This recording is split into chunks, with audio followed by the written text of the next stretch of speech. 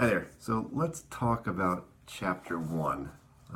Chapter 1 was on marketing in today's economy, and we've covered a number of things on this chapter, and I just want to make sure that we put all the answers together in regards to the multiple choices. So among the fundamental changes, so these are where your questions would have come in, to marketing and business practice, dramatic increase in availability of information. So one is E, those are the customers. Who now holds most of the power? The customers, and we've talked about that a couple times. Number two, commoditization is that's C, is the curse of mature markets. Commoditization is basically saying that there's nothing special about you. You're just a commodity, and of course we're trying to avoid that. Three, changing value propositions in today's economy is D. Customers will turn to the most convenient, least expensive alternative in situations where they see goods and services as commodities, which is what we've been talking about. If you are just a commodity, you're just price. That's all you are. Number four, the AMA changed the definition to C, value and customer relationships. So delivering value and shifting from exchanges to creating customer relationships. Number five is D. That's called a meta market and a cluster of closely related goods and services. Six is D, which is a not, is a not. So that's each party must be capable of immediate delivery. And you know that we do not have to have immediate delivery in this economy. It's helpful, but you don't always have to. You can talk to Amazon about that. Number seven is B, how well that choice will fulfill the person's needs and satisfies her wants, where a customer's decision to consume one product or another. So, of course, you understand it's a value equation that we've talked about a couple times. 8 is A, time and place utility. So a product that provides the utmost inconvenience is said to offer time and place utility. 9 is C.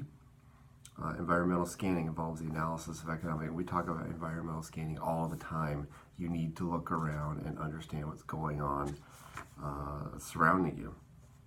So that's environmental scanning. 10 is A, product positioning. Many firms attempt to distinguish or differentiate their product through the use of product positioning strategies. So we are constantly saying what is different about your product, and this is one of them. 11B, which of the following statements about pricing is true? Price has a direct connection with customer demand. I want you to always in this class consider price as a direct connection to consumer demand.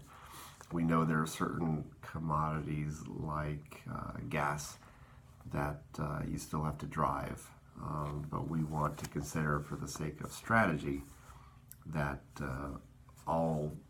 whenever prices go up, demand will go down. And 12 is D. Product quality is much lower now than at any time. So all following for except. So product quality is up. Remember, this is an except one. Essay number 1, we talked about in a previous video that the 7 issues are the power shift to the customers, increase in selection, audience and media fragmentation, changing value propositions, shifting demand patterns, privacy and ethical concerns, and unclear legal jurisdictions. So those are the 7 challenges and opportunities associated with marketing in today's economy. For number 2, briefly explain the types of utility. We went through that in detail as well. So that's time, form, place, possession, and we added psychological to reflect the experience economy that we're in today. For number 3, the strategic planning process, why is social responsibility and marketing ethics become important today? This is really a reflection of what happened around 2009, 2008 with WorldCom and Enron and those guys that were just making it happen at all costs and weren't too worried about ethics. And so the customer is a little bit more in tune with ethical concerns, and of course the government is a little bit more in tune with ethical concerns. And so when you put all that together, you have to consider everything now. And then in number 4, this is the challenges and opportunities associated with planning and developing. 3 things on this one. So 3 things. there is a constant change. You know, every single day there's another website, there's another e-game, there's another something that comes up that is constantly changing. And so planning should be done a little bit closer to when you're going to do the work, as opposed to in the past it would have been plan once a year and put it out there. There's a constant change in today's environment.